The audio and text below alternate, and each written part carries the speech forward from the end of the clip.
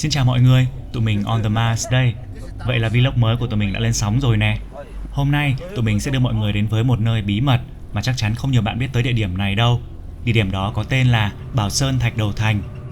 Ở vlog trước thì tụi mình đã ở Shangri-La 2 ngày, sau đó quay trở lại Lệ Giang, nhưng cũng không ở lại lâu mà di chuyển tiếp tới Bảo Sơn Thạch Đầu Thành luôn. Bảo Sơn Thạch Đầu Thành thì là một ngôi làng nằm ẩn mình trong vùng núi Bảo Sơn, phía thượng nguồn sông Dương Tử, thuộc phía bắc của tỉnh Vân Nam. Ngôi làng này chỉ cách trung tâm Lệ Giang tầm 100 km thôi, nhưng lại phải mất tới 3 giờ đồng hồ mới có thể tới được đây. Lý do là cũng bởi địa hình núi non quanh co cùng với những khúc cua liên tục khiến cho xe không thể đi nhanh được. Trên đường đi, xe có dừng lại một điểm viewpoint như thế này. Ngôi làng nằm treo leo trên vách đá xa xa dưới kia, chính là đích đến của tụi mình. Còn dòng sông xanh vắt ngang qua thung lũng thì có tên là sông Kim Sa. Từ đây đi thêm một đoạn nữa thôi là tới được Bảo Sơn Thạch Đầu Thành rồi. Đi xe cùng với tụi mình hôm đó còn có 2 cô chú người Trung Quốc cùng tới đây để du lịch nữa. May nhờ có 2 cô chú ấy hỏi đường hộ nên tụi mình mới không bị lạc lúc tìm đường đi về homestay ở trong làng. Ngôi làng này thì nằm dọc theo trên núi nên đường vào làng thì rất dốc. Trời còn mưa nữa nên đường rất là trơn. À, đứng từ đây còn có thể nhìn thấy cổng làng rồi kìa. Mất một lúc lần mò đi theo chỉ dẫn của 2 cô chú người Trung và người dân trong làng thì tụi mình cũng tìm được đường xuống. Nhìn thấy tấm bia đá khắc tên làng là tụi mình biết sắp tới homestay tụi mình đặt rồi. Mà đặt homestay ở đây thì không khó, nhưng tìm xe để di chuyển tới đây thì lại khó cực kỳ, bởi không có phương tiện công cộng hay xe dịch vụ nào cả. Tụi mình phải nhờ homestay tìm hộ xe ghép đi chung cùng với dân làng. May mắn là sáng hôm ấy có một chiếc xe 5 chỗ vẫn còn dư 2 ghế, vừa vặn cho tụi mình luôn. Giá đi ghép xe như vậy thì là 100 tệ cho một người trong một chiều nha. Đi qua cổng làng quay đầu lại nhìn thì trước mắt tụi mình là khung cảnh những ngôi nhà xếp tầng xếp lớp phía bên kia làng. Thực sự rất ấn tượng. Đường vào làng đoạn này trông dị ha. Một bên là bức tường đá được xếp rất kiên cố, còn một bên là vách núi với một tảng đá nhô ra trông khá là nguy hiểm. Toàn bộ ngôi làng nằm trên một phiến đá lớn như vậy, nên đó cũng là lý do mà tên của ngôi làng khi dịch ra có nghĩa là thành phố đá đó. Homestay của tụi mình đây rồi. Trong làng thì chỉ có khoảng 20 chiếc homestay và một chiếc resort duy nhất mà thôi. Homestay mà tụi mình đặt thì là một ngôi nhà nhỏ đậm chất nông thôn xưa do một dì người địa phương quản lý. Tuy nó không quá hiện đại nhưng phòng ốc cũng khá là đầy đủ, có cả điều hòa 2 chiều luôn. Tụi mình thấy phía trên tầng 2 của homestay còn có một chiếc sân thượng nhỏ với chiếc view triệu đô như thế này. Rất hợp để ngồi hóng gió và chill lắm nha. Bốn phía ở đây thì đều là núi non trùng điệp, lưng chừng là những thửa ruộng bậc thang nối tiếp nhau. Phía dưới có thể nhìn thấy rất rõ màu xanh ngọc bích của dòng sông Kim Sa. Và đặc biệt là có thể nhìn thấy rất nhiều những ngôi làng nhỏ tương tự nằm ở xung quanh nữa. Bầu không khí ở đây trong lành và yên tĩnh đến vô cùng. Chẳng có tiếng còi xe hay công trường ầm ĩ nào cả, chỉ có tiếng của thiên nhiên và rừng núi mà thôi. Nhận phòng xong thì cũng quá trưa rồi. Tụi mình nhờ cô quản gia homestay nấu bữa trưa cho luôn. Gian bếp của homestay cũng rất đơn giản, đậm chất thôn quê. Ở đây đồ ăn cũng rất là giản dị, với nguyên liệu chỉ có thịt lợn hoặc là thịt gà với một vài loại rau trồng tại làng mà thôi. Giản dị vậy chứ tụi mình thấy mỗi lần đi chợ là cô quản gia phải đi rất xa mà còn phải gùi thức ăn trên lưng chứ không có kéo xe được vì toàn là dốc núi. Tụi mình gọi một đĩa trứng xào cà chua và một đĩa thịt lợn xào ngồng cải. Phải công nhận là cô quản gia nấu ăn rất ngon nha. Tụi mình ăn hết sạch trơn à. No nê rồi, giờ cùng tụi mình đi tham quan ngôi làng này nhé. Bảo Sơn Thạch Đầu Thành nằm cách Lệ Giang không quá xa, nhưng cảm giác như nó đã bị thế giới ngoài kia bỏ quên mất rồi ấy. Thông tin về ngôi làng này thì rất ít, nhưng theo như những gì tụi mình tìm được thì đây là một ngôi làng của người dân tộc Nạp Tây, một trong những tộc người thiểu số của Trung Quốc có nguồn gốc Tây Tạng. Ngôi làng này được cho là đã xuất hiện từ thời nhà Đường và Hốt Tất Liệt, vị vua của Mông Cổ hùng mạnh, đã từng vượt sông tại vị trí này trong quá trình chinh phạt vương quốc Đại Lý. Từ homestay của tụi mình leo bộ tầm 5 phút là tới được một điểm viewpoint ngắm trọn vẹn ngôi làng. Chỗ này là đỉnh của một mỏm đá nhô ra phía ngoài, được xây tường bao thành vòng tròn. Đứng từ trên này nhìn ra xung quanh thì chỉ thấy chập trùng là núi cao. Ngôi làng hiện ra ở phía đối diện giống như một pháo đài vậy. Ruộng bậc thang ở đây cũng tầng tầng lớp lớp, nhưng chưa vào mùa cấy nên chủ yếu là màu của đất không.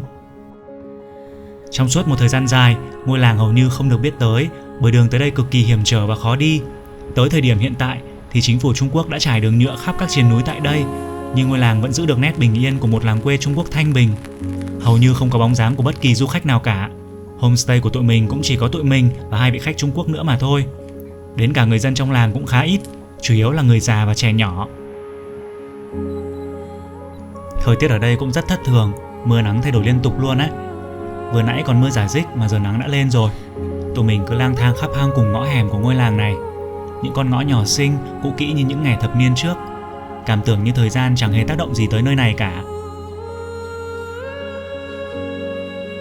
Trong làng cứ líu lo tiếng chim hót, rồi tiếng lợn ù nỉn, tiếng gà gáy ó o, mà có lẽ từ lâu lắm rồi tụi mình không được nghe nữa. Cảm giác thân thuộc như trở về nhà ông bà ngoại hồi còn nhỏ ấy. Con đường với tường đá bao quanh này nằm ngay phía ngoài homestay của tụi mình. Đi dọc những bức tường đá ở đây đều sẽ thấy những ô cửa sổ nhỏ bằng gỗ, nhìn ra phía ruộng bậc thang nằm cạnh dòng sông Kim Sa êm đềm. Nếu mà đi vào mùa lúa chắc cũng sẽ đẹp lắm đây.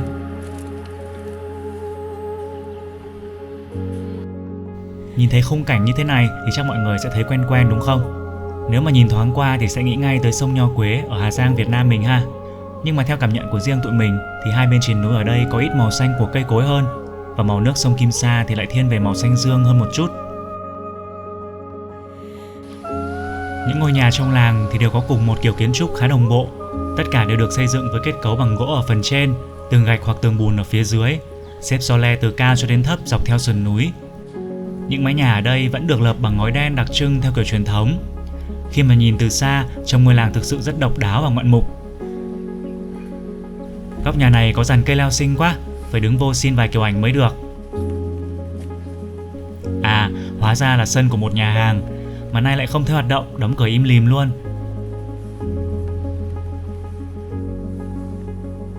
Đi dạo một lúc tụi mình lại quay lại chỗ sân làng, nơi có tấm bia đá khắc tên làng lúc mới vào á.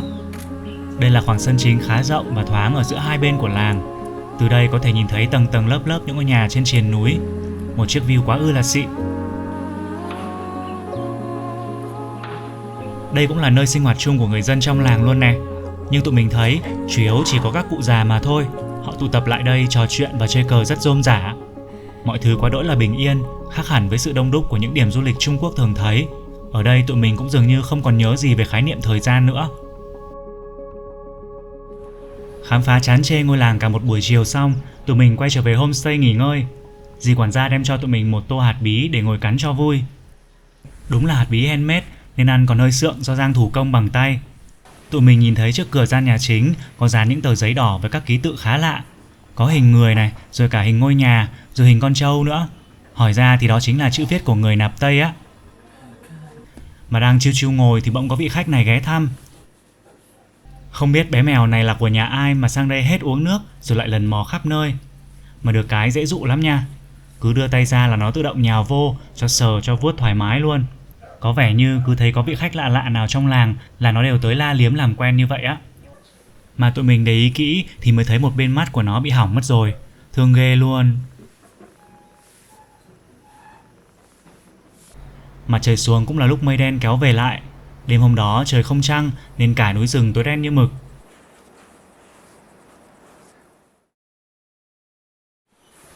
Sáng sớm hôm sau khi thức dậy, mở mắt ra nhìn cửa sổ thì tim tụi mình bỗng hẫng một nhịp bởi khung cảnh mây vờn núi đẹp quá chừng. Mọi thứ vẫn mờ mờ ảo ảo bởi một lớp sương mù và chút mưa vào sáng sớm. Những ngôi làng cứ thoát ẩn thoát hiện qua những tầng mây trắng, cảm tưởng như không có ranh giới giữa đất và trời nữa vậy.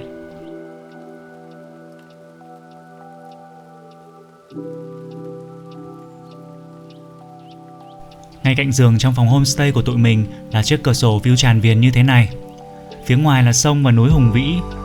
Giá phòng ở đây một đêm là 800.000, có đắt hơn dưới xuôi thật, nhưng tính ra là đã lời được cả chiếc view vô giá này rồi mọi người nhỉ. Một lúc sau thì mây tan dần và nắng chiếu rực rỡ qua những gợn mây còn sót lại. Hôm nay thì tụi mình cũng không tính làm gì nhiều nên là ngủ nướng thêm chút nữa. Bé mèo hôm qua nó đã chạy qua chào buổi sáng tụi mình rồi đây này.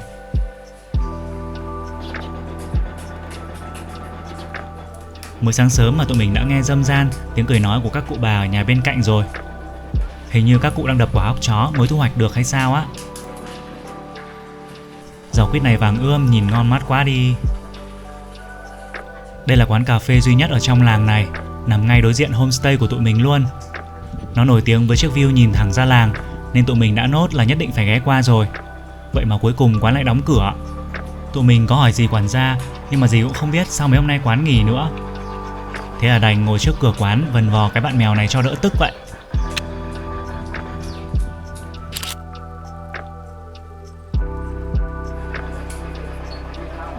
Nắng lên khiến cho nước sông Kim Sa càng xanh hơn và ngôi làng như bừng tỉnh vậy. Trong làng này chỉ có hơn 100 hộ gia đình thôi, nhưng những mái nhà ở đây vẫn mọc san sát và so le lẫn nhau.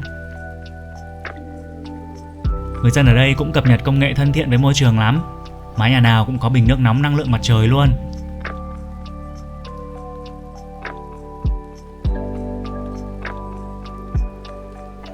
Những gợn mây tràn qua để lại bóng trên triền núi và dưới mặt sông. Mọi thứ cứ trôi đi tự nhiên, chẳng khác nào một thước phim time lapse cả. May quá, mấy bông hoa đào vẫn trụ được sau cơn mưa rả rích cả ngày hôm qua. Nắng chiếu lên tới cổng làng rồi. Giờ tụi mình mới nhìn ra dưới chân cổng có 2 bức tượng đá. Không biết nên gọi con này là con lân hay con nghê đây ta. Vì là vùng núi cao nên nắng trên này cũng gắt và nóng phết nha. Tụi mình chỉ đứng một lúc thôi mà cũng rát hết cả mặt. Mọi người có đi thì nhớ bôi kem chống nắng cẩn thận vào nha. Nhưng mà được cái là chạy vô bóng râm sẽ dễ chịu hẳn, vì gió từ khe núi thổi về mát rượi luôn. Không khí của núi rừng vốn đã trong lành rồi, mà sau cơn mưa ngày hôm qua mọi thứ lại càng trong trẻo hơn. Bầu trời thì xanh ngắt mà mây cứ chóng phau luôn ấy. Tụi mình phải gắng hít cho thật nhiều không khí ở đây trước khi quay trở lại với khói bụi thành phố. Quay trở lại với sân sinh hoạt chung, khung cảnh ngôi làng hôm nay như bừng sáng. Ánh nắng làm nổi bật những gam màu của mái ngói, gian nhà gỗ và tường vôi.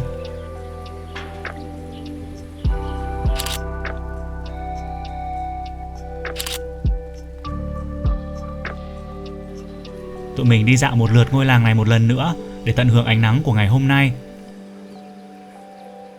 Chiếc sân này là của một ngôi nhà phía trên homestay của tụi mình. Chủ nhà này đúng là biết chọn vị trí để xây nhà luôn á. Nhà của tụi mình mà thế này thì chắc ngày nào cũng phải ra đây pha trà rồi ngồi ngắm cảnh mất.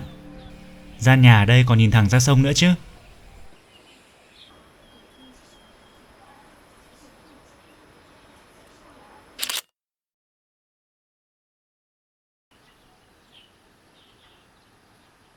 Quay trở lại đài quan sát ngày hôm qua mà tụi mình không nhận ra khung cảnh núi non phía sau luôn. Nay trời quang mây tạnh nhìn rõ cả những đỉnh núi luôn kìa.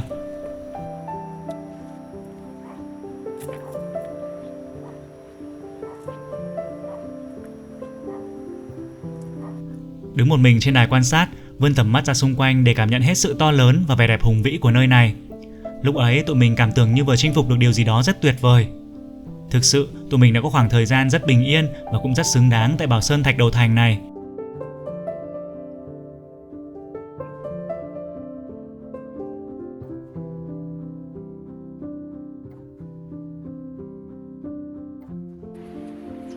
Tối hôm qua, chú tài xế có nhắn tụi mình là chiều nay sẽ đi xe của chú về lại Lệ Giang rồi. Tụi mình tranh thủ dọn dẹp đồ đạc rồi leo dần ra bãi đậu xe luôn. Từ homestay cũng phải mất 10 đến 15 phút á. Trên đường đi ra, tụi mình cứ vừa đi vừa ngoái đầu lại ngắm nghía ngôi làng như tiếc nuối điều gì đó. Chiếc sân làng nhìn từ trên này cũng trở nên bé xíu. Mà đoạn này mới hay nè. Ra từ bãi đậu xe thì tụi mình thấy chú tài xế đã chờ sẵn. Và tada, đây chính là chiếc xe của chú, xe tải chở hàng chính hiệu luôn. Đang hoang mang tưởng chú sẽ cho tụi mình ngồi ở thùng hàng cơ, nhưng hóa ra ở phần đầu xe có một khoang được làm nới thêm ra, đủ chỗ cho 3 người ngồi luôn. Lúc này tụi mình thở phào nhẹ nhõm liền. Chuyến này ngoài chú tài xế thì còn có một chú và 2 bà cháu người trong làng nữa. Họ nói chuyện rôm rả bằng tiếng nạp Tây từ đầu cho tới cuối chuyến, tổng cộng là gần 5 tiếng đồng hồ. Wow. Chiều về, chú tài xế chọn đi con đường khác với hôm tụi mình tới. Con đường đi qua núi tuyết Ngọc Long. Núi tuyết sừng sững trắng xóa trước mặt, nhưng trời âm u nên không nhìn thấy đỉnh. Mà mở cửa ra là gió lùa vào lạnh dã man. Chú còn dừng xe ở một làng bên đường để ăn trưa muộn. Tụi mình thì lúc đó ăn rồi nên loanh quanh bên ngoài thôi. Thấy cam ở đây tươi và bán rẻ quá, có 3 tệ 1 cân thôi nên tụi mình mua ăn thử luôn. Cũng ngọt phết á.